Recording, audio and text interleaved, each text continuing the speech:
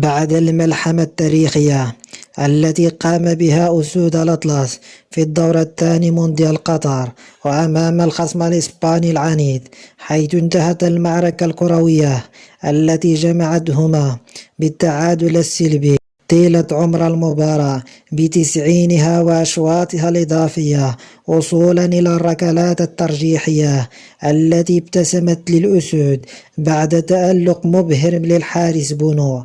ها هو المنتخب المغربي يعرف خصمه الذي سيواجهه في الربع النهائي، وهو المنتخب البرتغالي الكبير الذي فاز بحصة عريضة أمام سويسرا، حيث ستجرى هذه المباراة يوم السبت المقبل على الساعة 4 عصرا بالتوقيت المغربي على استاد التمامة. ستنقل هذه المباراة على القنوات القطرية بين سبور وقنوات الكاس، إضافة إلى الرياض TNT.